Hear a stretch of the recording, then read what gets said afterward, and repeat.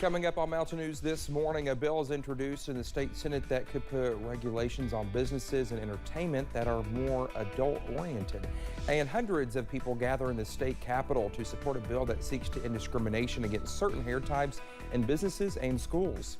Dedicated to Eastern and Southern Kentucky, this is WYMT Mountain News this morning. 5:35 and it's Thursday. It is Friday Eve. I'm Dakota Makris. Good morning to you. Let's take it over to Brandon for a look at that forecast this morning. And Brandon, there was nothing like hearing that rain just fall when I was trying to sleep last night. Oh, perfect. Evan Adder and I overlapped a little bit, not on our shifts here, but we were chatting in our message group there, and he said, it's a good night for sleeping. I said, not for us who are already awake. But yeah, it was a good night for sleeping. It really was. But nice to hear the rain on the roof. It's on the way out now, but more is coming tonight, and then storms on the way in tomorrow. So stay weather aware and be ready for that. All right, let's take a look at what's been going on in the last few hours. Talking about that overnight rain, it did come through in pretty good waves there for a little bit, but it's starting to move out. Just a little bit of a little kind of wave of moisture there on the backside of this system, but most of it has cleared the area at this point. Still some wet roads over in Pikeville at the US 119, US 23 intersection there near Pikeville Commons. 53 over there this morning. Temperatures across the region in the 50s, from 50 to about 57 there. 50 in Wise, 57 Somerset, Monticello, Jacksboro, and Harlan. A few little drops there, but most folks in the low to mid 50s this morning regardless. Now again, we're going to head up into the mid to upper 60s today. No records broken today. We broke both of them yesterday, but today I think we stay a little bit milder. But tomorrow, temperatures will be back in the 70-degree range, but those storms we're going to get tomorrow are going to pack a punch. I'll have more of the breakdown and tell you about some more possible threats here in just a few minutes. Dakota? All right, Brendan, thank you. Well, we now know the name of the woman found dead near the Kentucky and Tennessee state line. The Whitley County Sheriff's Office identified the victim as 37-year-old Anna Whitehead. Jellicoe and Williamsburg Police Departments found her body in Elk Creek behind the Save-A-Lot on US 25 on Wednesday. The Whitley County Sheriff's Office is leading the investigation. Her body was sent to Frankfort for an autopsy. A man from Middlesboro, 58-year-old Daryl Jones, was charged with manslaughter on Monday.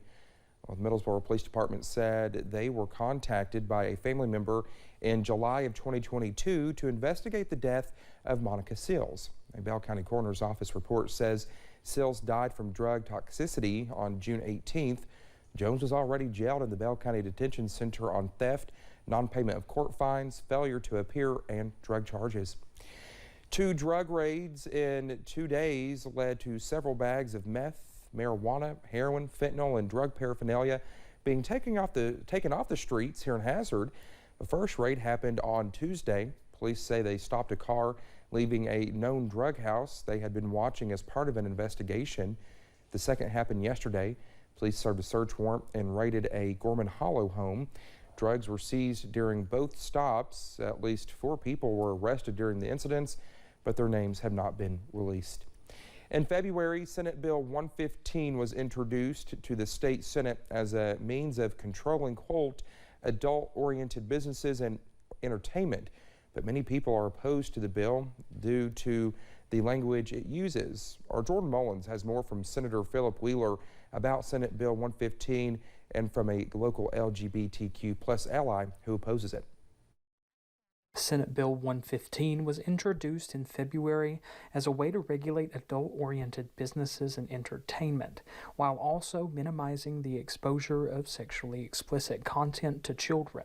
I look at it as a law or a bill designed to, prevent the sexualization of children by limiting their exposure to things that, maybe young guys don't need to see. In the bill, one of the many examples of adult-oriented entertainment is drag performances, such as those held at Pikeville Pride each year.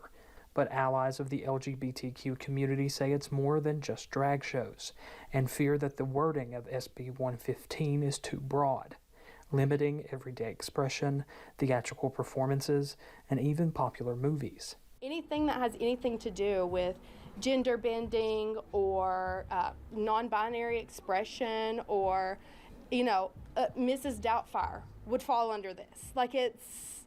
I don't think that people realize how severe and dangerous this is. Senator Philip Wheeler argues that this bill is less about inhibiting those in the LGBTQ community from expressing themselves, but more about allowing children to stay innocent. To me, sexuality is something that should remain in the bedroom and in your private home, and I don't think it should be displayed out on the street. And I definitely don't think it should be displayed in front of children. And, I think that's essentially what Senate Bill 115 is getting at, and that's why I co-sponsored it. But those that oppose the bill are worried about what will be targeted next.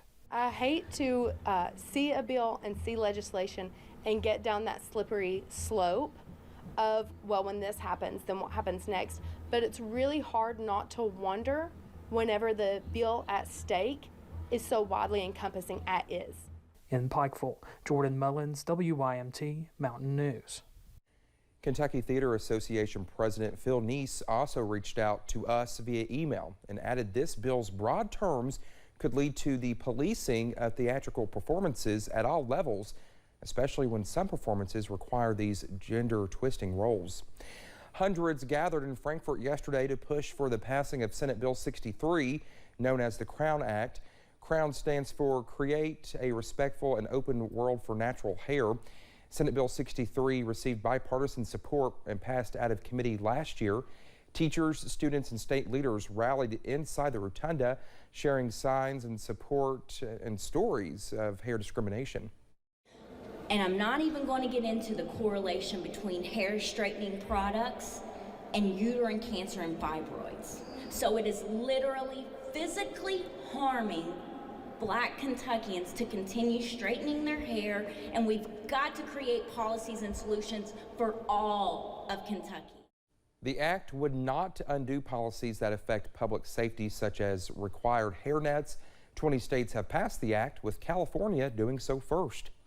Well, the wait is over. We now know who is playing at the annual Hillbilly Days concert at the Appalachian Wireless Arena in Pikeville. Country superstar Trace Atkins is bringing his Somewhere in America tour to town on Saturday, April 22nd. His special guest will be James Barker Band. You can get tickets for the show at the Community Trust Bank box office at the arena or on Ticketmaster. Ticket prices will range from $39 to $50, all the way up to $128. And if country music is not your thing, officials at one Northeast Kentucky music venue made another announcement yesterday. Grammy-winning rock group Government Mule is coming to the Paramount Arts Center in Ashland on Thursday, May 11th. The band formed in 1994 as a side project to the Allman Brothers Band and released their debut album in 1995. Tickets for the show will go on sale Wednesday, March 8th at 10 a.m. Well, just ahead, legendary rock band Kiss announces the dates for what they're calling their final tour after 50 years in the music business. Rain chances wrap up for a little while today, but they are back tonight, and storms tomorrow could pack a punch. I'll have the latest in about 3 minutes.